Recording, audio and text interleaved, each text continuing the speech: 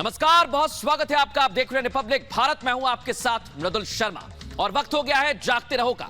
जागते रहो में आज आपको बताएंगे देश का आम बजट पेश हो गया है, लेकिन रक्षा क्षेत्र के लिए यह बजट क्यों अहम है? इसलिए अहम है क्योंकि इस बार बजट को बढ़ा दिया गया है और यह बजट बढ़ाकर कर दिया गया है 47,000 करोड़ इसमें ऐड कर दिया है और इसमें बहुत सारी बातें सरकार ने बताई हैं। सबसे महत्वपूर्ण यह है कि चीन और पाकिस्तान को टक्कर देने के लिए रक्षा क्षेत्र में देसी हथियारों पर भी फोकस किया जा रहा है और शोध का विकास कैसे हो इस पर भी ध्यान दिया जा रहा है। इस रिपोर्ट में आपको समझाते हैं रक्षा क्षेत्र में बजट में इस बार क्या है खास।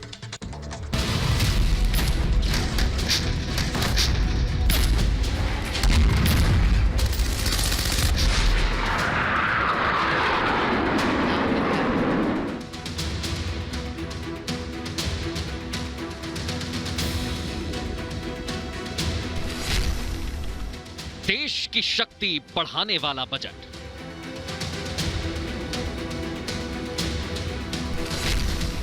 सेना की शक्ति बढ़ाने वाला बजट।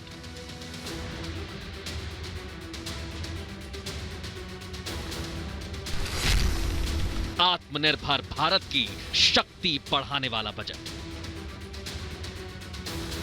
वित्त मंत्री निर्मला सीतारमण जब संसद में वित्त वर्ष 2022-23 का आम बजट पेश कर रही थी तो और क्षेत्रों के अलावा इस बात पर भी नजर थी कि रक्षा क्षेत्र में कितना बजट आता है। ये इसलिए भी महत्वपूर्ण था क्योंकि पिछले कुछ सालों में सीमा पर चीन ने विवाद बढ़ा दिया है।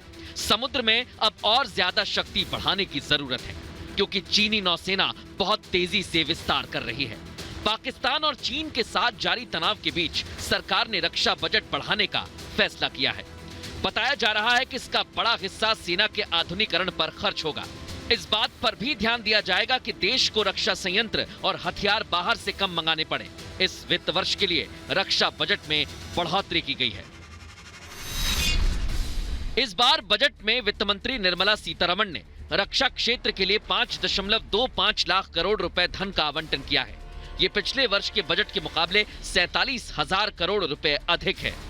रक्षा बजट में करीब 10% की बढ़ोतरी की गई है। रक्षा क्षेत्र में भारत को आत्मनिर्भर बनाने और आयात घटाने के लिए बीते कुछ सालों में काफी कदम उठाए जा रहे हैं।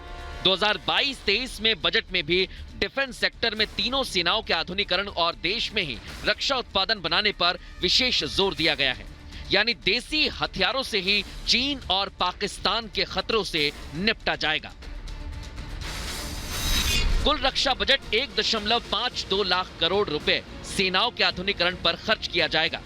रक्षा क्षेत्र में जो पैसा रक्षा खरीद के लिए खर्च किया जाएगा उसमें से 68% सामान रकम घरेलू और देसी डिफेंस कंपनियों से ही खरीदी जा सकेगी। बीते वर्ष के बजट में घरेलू इंडस्ट्री से खरीदारी के लिए 58% रकम का प्रावधान किया गया है। जहां तक मेरे जैसे फौजी अपने डिफेंस बजट को देखते हैं तो डिफेंस बजट कहने के लिए ठीक है कि हमें और चाहिए, लेकिन आएगा कहाँ से? आई थिंक उस रिस्पॉन्सिबिलिटी को अगर मैं निभाता हूँ तो this is a fair okay कि ठीक है आपको बहुत ज़्यादा बढ़ा हुआ नहीं है, बट 5.25 लाख करोड़ रुपया अपने आप में देश को एक ऐसी जगह पर ले जाता है डिफेंस पॉइंट ऑफ व्यू से जहां अगर हम पहले के मुकाबले कंपेयर भी अगर करते हैं तो आई थिंक स्पेंडिंग्स में there is a nearly increase of 10%. 10% is not small. रक्षा जरूरतों के लिए आवंटित रकम में से 68% रकम घरेलू इंडस्ट्री से खरीदारी पर खर्च होगी। इससे विदेशों से आयात पर निर्भरता घटाई जा सकेगी और आत्मनिर्भर भारत के सपने को और ताकत मिलेगी। रक्षा मंत्री राजनाथ सिंह ने रक्षा बजट का स्वागत किया है। राजनाथ सिंह ने ट्वीट किया कि बजट में बढ़ोतरी सरकार के उस दृढ़ निश्चय को दर्शाता है जिसके तहत एक मजबूत और आधुनिक मूलभूत ढांचे का विकास करना है और साथ ही आत्मनिर्भर भारत के सपने को साकार करना है। ये बात इसलिए भी महत्वपूर्ण है क्योंकि देश में ही रक्षा से जुड़े उद्योग विकसित होंगे तो हमें अपनी जरूरतों के हिसाब से सामान तैयार करने में सहूलियत होगी।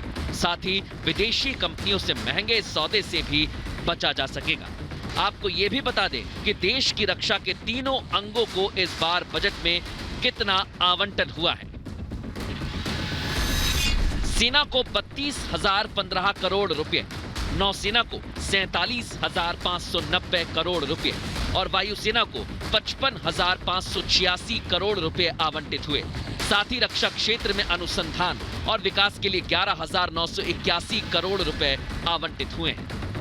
तकरीबन 25% एक अलग से शोध कार्य के लिए रखा हुआ है, जिसके लिए एक नोडल एजेंसी भी होगी जो मॉनिटर करेगी, आपको मदद करेगी। सो ये जो मेक इन इंडिया का जो पॉइंट है, ये अपने आप में बूस्ट करेगा अगर किसी भी तरह की और रिक्वायरमेंट्स है, क्योंकि अदरवाइज ये पैसा हमारा बाहर जाता है खरीदने में। ये जब हम अपने यहाँ लगाएंगे तो अगर आप देखें इफेक्टिवली बजट में एक अलग तरीके की इम्प्रूवमेंट आएगी। इसमें नौसेना का बजट खास ध्यान में रखकर बनाया गया है। भारत ने नौसेना के रक्षा बजट में ये बढ़ोतरी ऐसे समय पर की है जब चीन और पाकिस्तान की नौसेनाएं हिंद महासागर के लिए नापाक मंसूबे बनाए हुए हैं। खासकर चीन को देखें तो वो लगातार अपनी समुद्री ताकत बढ़ाता जा रहा है। ये भी कहा जा रहा है कि उसकी समुद्री ताकत इतनी ज्यादा हो चुकी है कि वो अमेरिका से भी आगे निकल चुका है। माना जा रहा है कि चीन के पास इस समय दुनिया की सबसे बड़ी नौसेना है और चीन लगातार हिंद महासागर पर टेढ़ी नजरें गड़ाए हुए है। इसके चलते भारत भी अपनी समुद्री शक्ति बढ़ाने में लगा हुआ है और यह बजट उसी क्षेत्र में एक बड़ा कदम है। Bureau report, Republic Bharat. वहीं भारतीय सेना अपनी सीमाओं की सुरक्षा पर ध्यान दे रही है, खासकर वो इलाका जो चीन की सीमा से सटा हुआ है, यानी LAC पर अब भारतीय सेना स्विच ड्रोन का इस्तेमाल करेगी। ये स्विच ड्रोन आखिर है क्या और ये कैसे काम करता है, इस रिपोर्ट में समझाते हैं।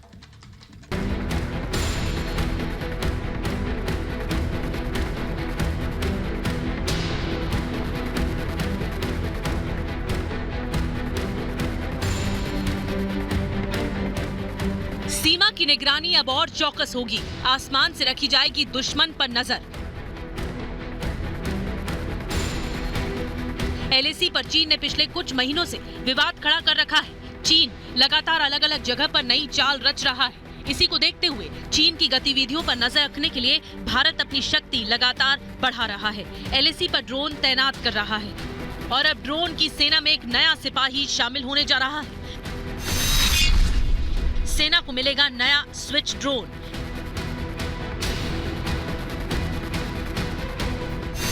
LAC पर रहेगी पैनी नजर।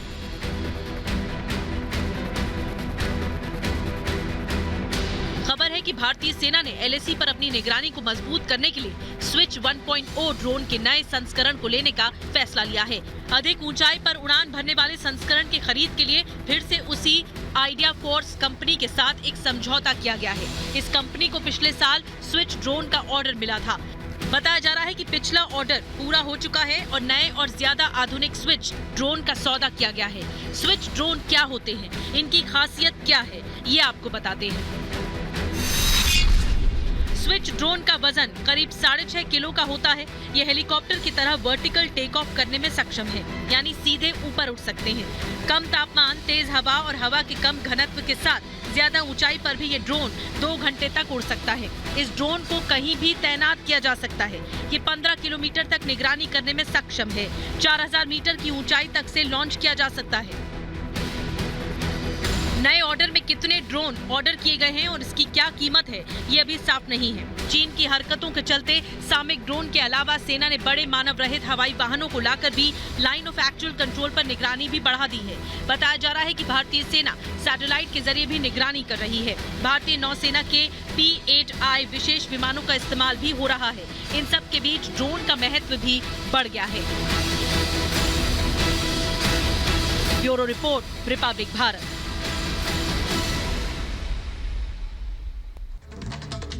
अब बात करेंगे अमेरिका और रूस के बीच बढ़ती टेंशन की।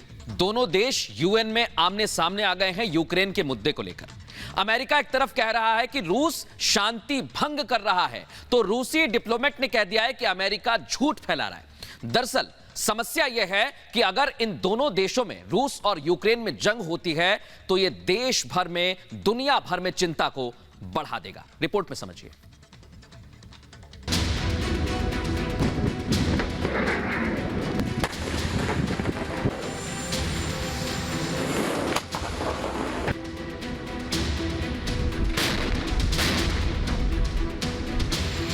यूक्रेन और रूस में तनाव बढ़ता जा रहा है, तो यूक्रेन के मुद्दे पर अमेरिका और रूस में भी तनाव बढ़ रहा है। हालात ऐसे हो गए हैं कि दोनों देश संयुक्त राष्ट्र में भी आमने सामने आ गए हैं। तनाव घटने की जगह बढ़ता ही जा रहा है। यूक्रेन की सीमा पर रूस के करीब 1 लाख सैनिक तैनात हैं। उसकी सेना समुद्र में भी युद्धाभ्यास कर रही है। वहीं यूक्रेन के समर्थन में अमेरिका और नाटो देश एकजुट हैं। रूस और यूक्रेन के बीच टेंशन खत्म हो, इसकी कोशिश भी की जा रही है। इसी के तहत सोमवार को संयुक्त राष्ट्र सुरक्षा परिषद यानी यूएनएससी में यूक्रेन मुद्दे पर हुई वोटिंग के दौरान दोनों देश यानी अमेरिका और रूस के राजनयिक आपस में भिड़ गए। अमेरिका की तरफ से आरोप लगाया गया कि रूस यूक्रेन बॉर्डर पर सैनिकों की भीड़ इकट्ठा कर क्षेत्र की शांति को खतरे में डाल रहा है। वहीं रूसी राजनयिक ने पलटवार करते हुए अमेरिका पर झूठा डर फैलाने का आरोप लगाया। रूसी राजनयिक ने कहा कि अमेरिका चाहता है कि युद्ध हो, जबकि रूस के यूक्रेन पर हमला करने की कोई योजना नहीं है। सुरक्षा परिषद की बैठक 2 घंटे के बाद बिना किसी कार्रवाई के ही स्थगित कर दी गई। इस बीच रूस और यूक्रेन की सीमा पर तनातनी बढ़ती जा रही है। रूस लगातार सैन्य अभ्यास कर रहा है। रूस ने भारी टैंक तैनात कर रखे हैं। समुद्र से उसके लड़ाकू विमान उड़ान भर रहे हैं। तो वहीं यूक्रेन की मदद के लिए अमेरिकी सैनिकों ने पहुंचना शुरू कर दिया है।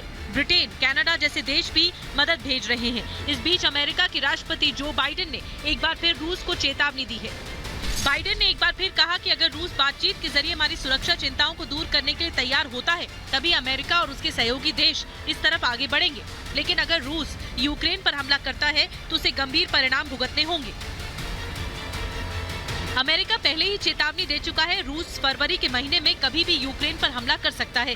फरवरी का महीना शुरू भी हो चुका है। वहीं रूस लगातार ये कहता आ रहा है कि उसका यूक्रेन पर हमला करने का कोई इरादा नहीं है। रूस का आरोप है कि अमेरिका और उसके सहयोगी देश रूस को कमजोर करने की कोशिश कर रहे हैं। वो रूस और यूक्रेन के बीच बेमतलब ही तनाव पैदा कर रहे हैं। अमेरिका ने शुरू किया परमाणु युद्धाभ्यास।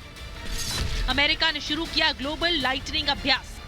इस बीच खबर है कि रूस और यूक्रेन में जंग के मंडराते बादलों के बीच अमेरिका ने परमाणु बम गिराने का अभ्यास शुरू कर दिया है। अमेरिका के परमाणु हथियारों का जिम्मा संभालने वाले स्ट्रैटेजिक कमांड ने ग्लोबल लाइटनिंग अभ्यास शुरू किया है। इस अभ्यास का मकसद अमेरिकी सेना की परमाणु युद्ध की तैयारियों को परखना है। इस अभ्यास के दौरान किसी परमाणु बम या उसके लॉन्च का अभ्यास नहीं किया जाएगा। इसकी जगह पर परमाणु युद्ध योजना के मुताबिक निर्णय क्षमता का परीक्षण किया जाता है। अमेरिका ने यह अभ्यास ऐसे समय में शुरू किया है जब ब्लैक सी में रूसी नौसेना के युद्धपोत जोरदार युद्धाभ्यास कर रहे हैं। अमेरिका ने इससे पहले अप्रैल 2021 में आखिरी बार ग्लोबल लाइटनिंग ड्रिल का आयोजन किया था। ये भी कहा जा रहा है कि यूक्रेन को लेकर अमेरिका और रूस की बढ़ती तनातनी एक नए कोल्ड वॉर की शुरुआत कर सकते हैं और अगर रूस यूक्रेन पर हमला कर देता है तो एक बड़ी जंग का खतरा भी मंडरा रहा है। Bureau report, Republic Bharat.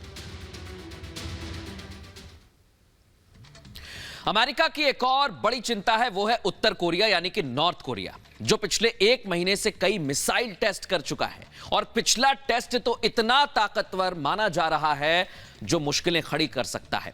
इससे अमेरिका भी दबाव में आ गया है और अब अमेरिका बातचीत की बात कह रहा है। पूरी रिपोर्ट में आपको समझाते हैं आखिर मसला है क्या।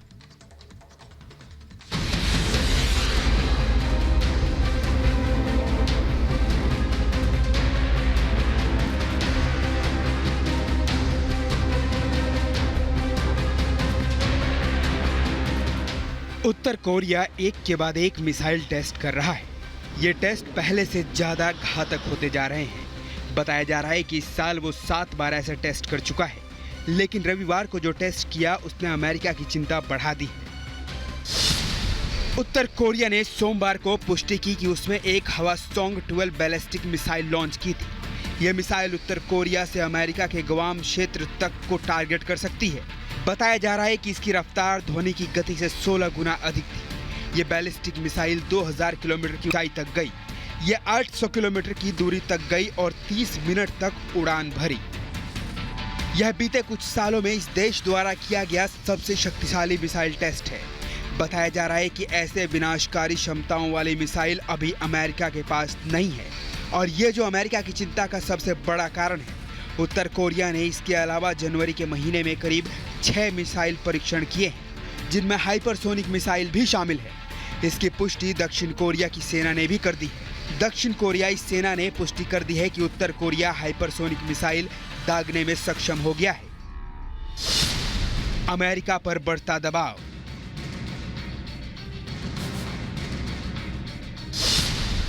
बातचीत कर सकता है अमेरिका। माना जा रहा है कि उत्तर कोरिया लगातार मिसाइल परीक्षणों के जरिए अमेरिका के बाइडेन प्रशासन पर दबाव बना रहा है।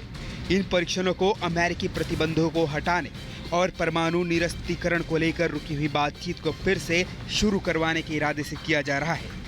सोमवार को तड़के किए गए इस बैलिस्टिक मिसाइल टेस्ट की बाइडेन प्रशासन ने निंदा की है, लेकिन यह भी संदेश भेजा है कि वो उत्तर कोरिया से शांति बनाए रखने के रास्ते पर बात करने के लिए तैयार है। अमेरिका को चुनौती देता उत्तर कोरिया। ये माना जा रहा है कि उत्तर कोरिया इस तरह के मिसाइल परीक्षण करके अमेरिका को खुली चुनौती दे रहा है। अमेरिका ने उत्तर कोरिया पर कई तरह के कड़े प्रतिबंध लगा रखे हैं, साथ ही परमाणु कार्यक्रम बंद करने का भी दबाव बनाया जा रहा है। लेकिन अब उत्तर कोरिया ने इस तरह के परीक्षण से साफ कर दिया है कि वह अमेरिकी प्रतिबंधों से दबने वाला नहीं है। Bureau report, Republic Bharat.